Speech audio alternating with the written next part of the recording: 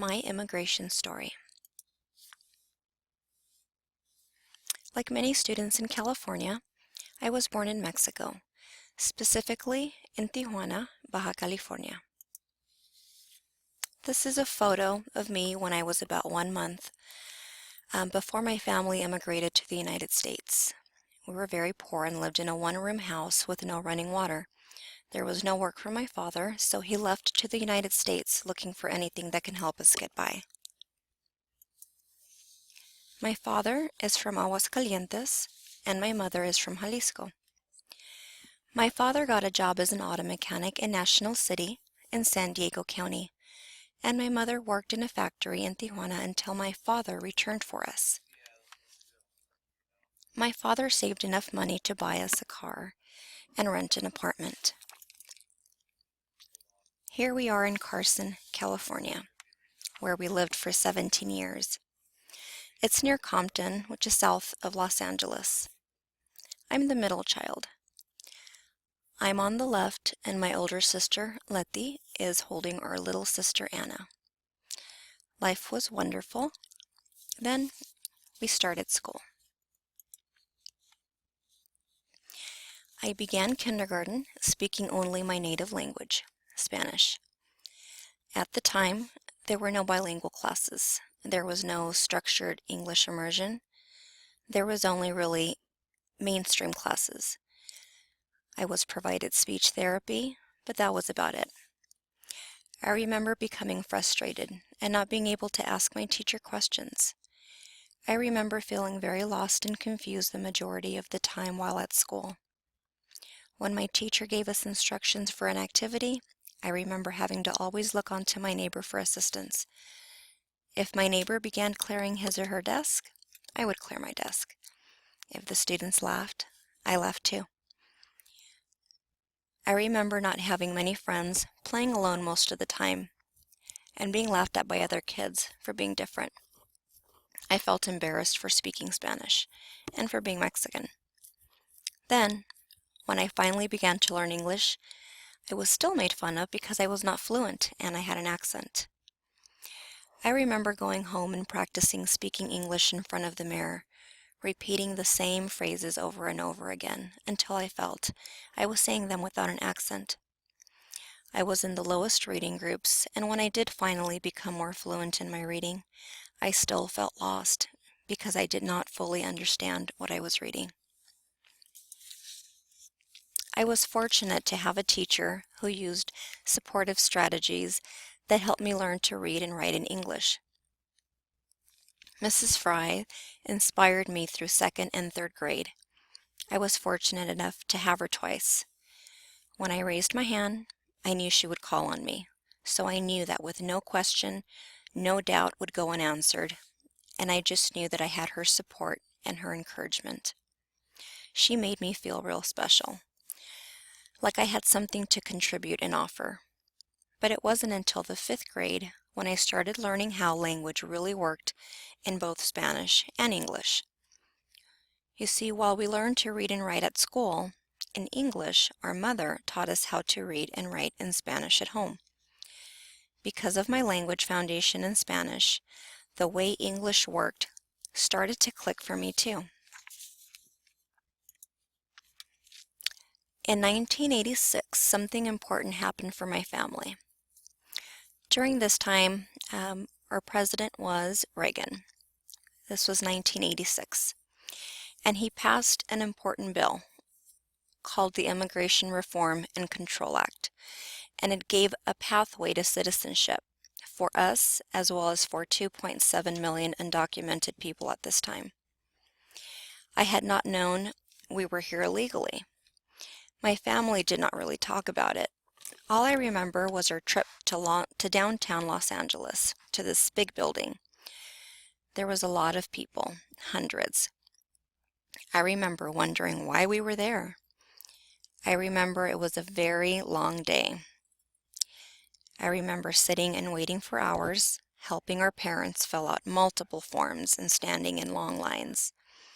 I didn't fully understand what we were doing there. When I turned 16 years old, I decided to apply for a school work permit. I remember filling out the application and asking my mom what to write down under citizenship. She told me I wasn't a U.S. citizen, so I had to check the other box. My mother handed me my immigration card. I looked at it and I was a little confused. I didn't understand why my ID card said resident alien. I was almost embarrassed that I had to show this card in order to be able to get work. I recalled dropping my card in front of friends as they began to tease me and calling me names. When I got home that day, I was very upset and I told my parents what had happened. They just told me to not mind them, that they just didn't understand. It was also during this time that I began hearing derogatory words. Or maybe I was just starting to pay more attention.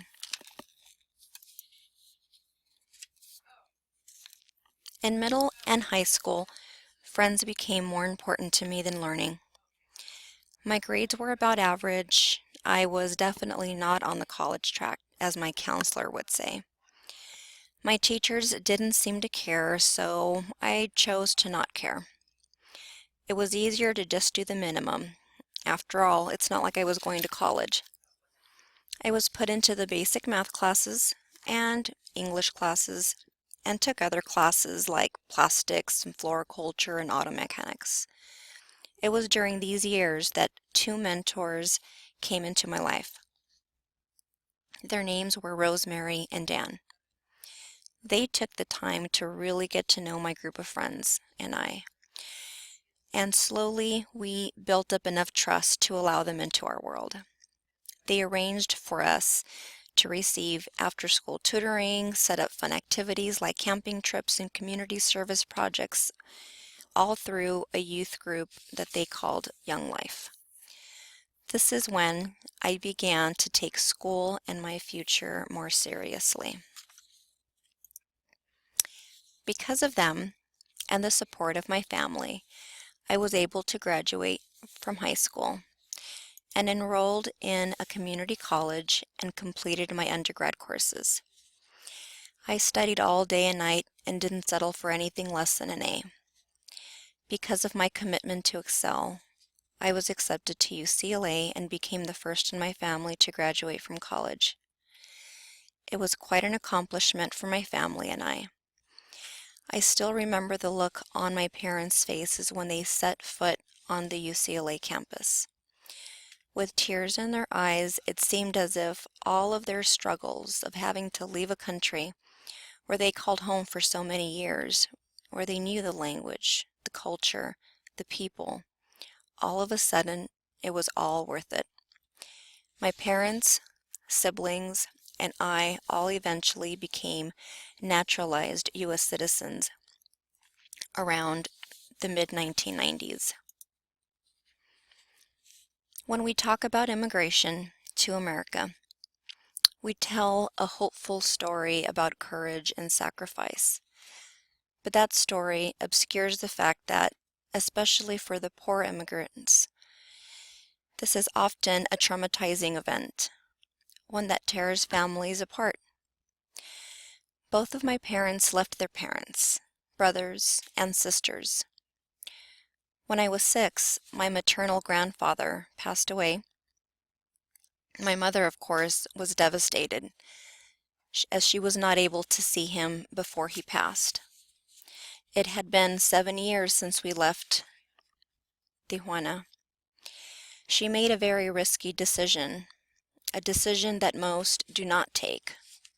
She returned to Mexico and attended his funeral, leaving us with my father in the United States.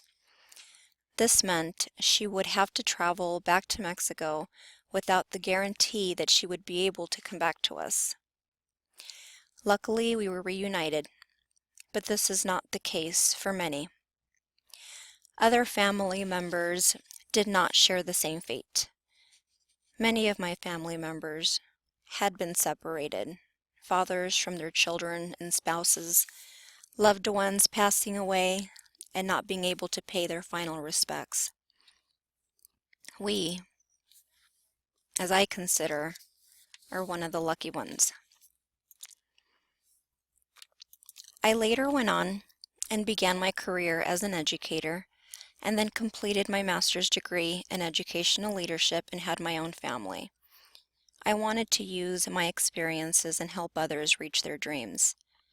I believe in the power and promise of immigrant students and all learners. Their stories help us understand the assets they bring into our classrooms and the challenges they face. If we are to make the improvements we need, we must be actively guided by the voices of students and their teachers. Words have no borders.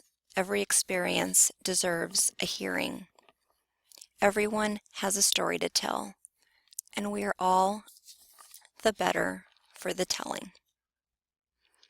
Thinking back in retrospect, I wonder, was it all worth it for my parents? I would say so. Thank you for allowing me to share my story.